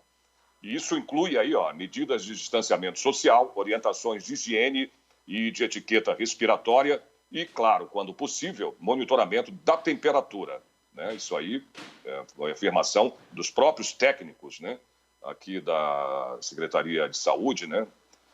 E dentro desse relatório. Então, isso é muito importante. Quer dizer, São Paulo já cumpre essas determinações. Agora, os critérios que ainda não são atendidos para iniciar aí esse processo, né? Eu vou citar aqui, o controle sobre a transmissão da doença, porque isso é muito importante, né? Seria observado aí caso o surgimento de novos casos, né? Vamos dizer assim, fosse aí esporádico, né? Todos por contatos conhecidos ou de importações, ou seja, as pessoas que foram afetadas aqui, contaminadas com pessoas que estiveram fora do país, enfim. A redução do risco também, viu, de novos surtos com maior controle sobre a prevenção da doença. Controles também sobre o surgimento de casos, como eu disse agora, importados, né? E, por fim, a conscientização da população, viu, Daniel e Kate? Isso é muito importante, né? A população se conscientizar.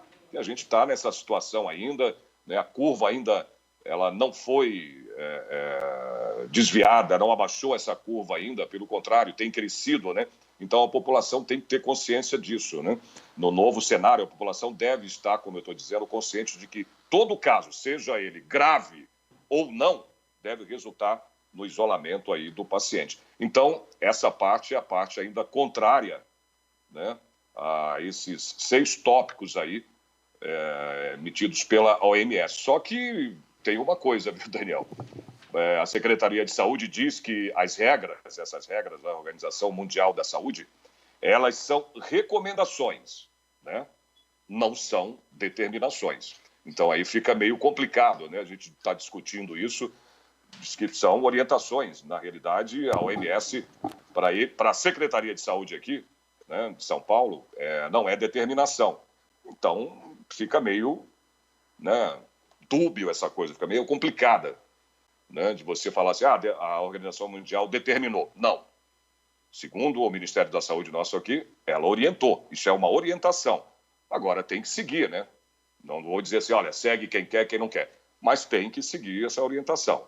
Uma outra coisa aqui, Daniel, um estudo genético aí da nossa universidade aqui de São Paulo, pretende mapear grupos de risco dessa Covid-19. Olha só. Um projeto coordenado pela universidade investiga as razões genéticas que levam alguns pacientes, né, dessa Covid-19 a desenvolverem um quadro leve ou grave dessa doença, possuindo comorbidades ou não, e visa também mapear os grupos de risco. Os especialistas, eles acreditam que o sequenciamento, né, vai possibilitar o desenvolvimento aí de medicamentos eficazes e também de novas terapias. O estudo de sequenciamento do genoma dos pacientes da Covid-19 com quadros leves, como eu disse agora, ou graves da doença, poderá então levar às novas descobertas sobre a relação do vírus com a genética humana, além também de possibilitar os tratamentos, né? Comparando o genoma dessas pessoas, a ideia é identificar quais genes estão aí associados a uma resposta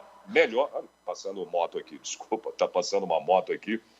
Nossa, ainda tá. Olha, eu vou te dizer uma coisa, hein? O trânsito aumentou, viu, Daniel? Cara, aqui na minha rua que eu moro perto da Paulista aqui, sim, você percebe que aumentou bastante o trânsito, viu? Mas continuando. Claro. Conclua, por gentileza.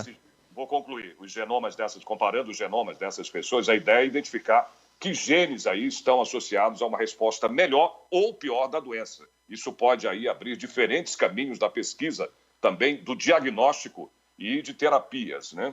Tem uma coisa que a pesquisa ela vai possibilitar verificar quais grupos genéticos são mais suscetíveis à doença e criar um marcador mais pontual, né? Para identificar essas pessoas com maior risco e, posteriormente, desenvolver, né, os medicamentos aí eficazes para combater a Covid-19. Aí tem uma frase que a gente já ouviu bastante aí, ó. Aí pode dizer a uma pessoa jovem que acha, né, tá aí, ó, tô falando, não tem mais grupo de risco, né, Daniel, que pode sair tranquila porque vai ter só uma gripezinha. É errado, hein? Que não vai ser assim, não. Porque pode ter aí uma variante genética capaz de levar a doença a um estado muito grave dela, né? Então, não adianta achar que você vai, né, que é uma gripezinha, como isso aí a gente ouviu aí, né? Gripe é um vírus, a gripe é um vírus, né? Só que a gripe que a gente pega normalmente não mata, e o coronavírus mata, né, Daniel? Então, fica meio complicado isso aí, né? Eu tenho uma outra coisa aqui sobre as vendas, né, de automóveis agora online, né? Porque hoje tudo, né, tá online, não tem o que fazer. Então, eu tenho uma informação aqui da pandemia que trouxe aí muita preocupação, né, com o risco da contaminação, vem tirando aí o sono de milhares de brasileiros que estão em situação crítica, né, seja pela redução do salário, né, ou porque perderam o emprego, né, não tem renda. A verdade também é que a quarentena era mesmo dolorosa, viu, Daniel? Está ajudando aí esse mercado aí, né, de automóveis. Uma situação que fica clara também nesse segmento automotivo, né, que praticamente interrompeu a produção de veículos. Eu já falei sobre isso, inclusive. Eu fiz boletim sobre essa redução, né, na fabricação de veículos. Quase zerou as vendas de automóveis aqui no país. Olha que absurdo, né? É verdade. Dessa pandemia. Foi o pior abril. Foi o pior abril desde Exatamente. 1957, Sérgio. Houve uma queda de mais verdade. de 99%, histórico. Nossa, absurdo, né? Então, mas não é que essa crise aí está trazendo, viu, Daniel, uma luz aí no fim do túnel para esse setor, né, de automóveis, né? Isso aí traduz, por exemplo, na implantação dos processos que vinham sendo desenvolvidos, implantados, né? Que agora foram colocados em prática com muita rapidez. Então, hoje você pega um telefone, né, Daniel? Dá uma ligada, né? Tem a agência, né? Inclusive, faz o serviço de levar o carro, trazer, vamos dizer assim, no meu caso, trazer o carro até aqui para eu avaliar tudo. Isso é muito importante. Então, mas mesmo assim, está complicado, né, você vender carro, tanto para venda como a pessoa sair, né, presencialmente e numa loja para ver o carro, avaliar, né, e decidir se ele vai comprar ou não. Mas esse trabalho está funcionando bem, segundo eu tive informações, né? O serviço online, a pessoa, a loja se dispõe a levar o automóvel até o cliente para que ele avalie, porque antes da pandemia você ia lá testar o carro, né, Daniel? Tá, eu quero comprar, o Daniel, vou comprar um Jaguar, né? Deve ser os carros aí que o Daniel tem, provavelmente, uma Mercedes, uma BMW, né, Daniel? Miniatura, com certeza. Avaliar. Eu gosto muito de miniaturas. Mas é verdade. É a miniatura, tá bom, me engana, viu? Aí você tem que ir lá na loja, né, Daniel? Você não vai comprar no escuro, né? Você não vai falar, eu quero o carro, entendeu? Sem ver, sem testar, sem andar no carro, né? E isso, as agências estão prestando esse serviço, né? De levar o automóvel até o cliente para que ele avalie, claro, tudo com proteção, né? Que o carro é higienizado antes, todo higienizado, a pessoa também que vai levar o carro higienizada e o cliente que vai, né, fazer o test drive, né, vamos dizer assim, higienizado, tudo dentro das normas aí do nosso Ministério da Saúde, né? Isso é muito importante. Então, mesmo caindo as vendas, né, a fabricação mais de automóveis, mas a fabricação, né, como você disse, né, caiu bastante também. Eles estão conseguindo resolver essa situação online, né, vendendo carros através, né, do home office, tá? Conversando com as pessoas vão e cara, eu quero tal carro, e eles trazem para você ver. É isso que eu tenho hoje. Legal, Sérgio Everton, sempre trazendo informações importantes, relevantes, um bate-papo importante aqui no Jornal da Rede Alesp. Muito obrigado por sua participação, Sérgio. Um grande abraço, boa semana, boas entrevistas para você.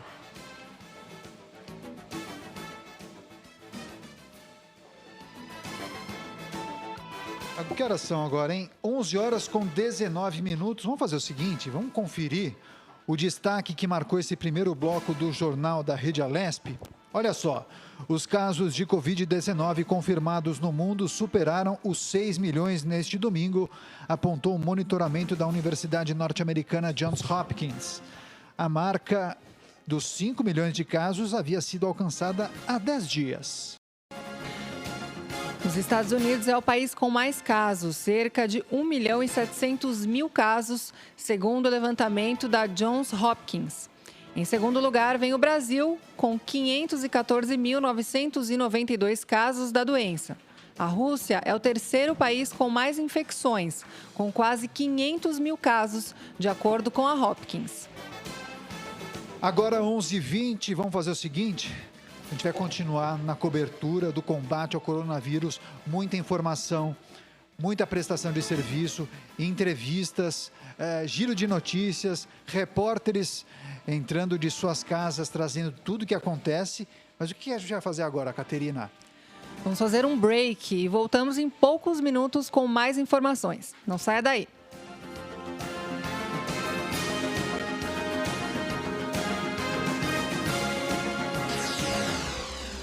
Você acompanha Jornal da Rede.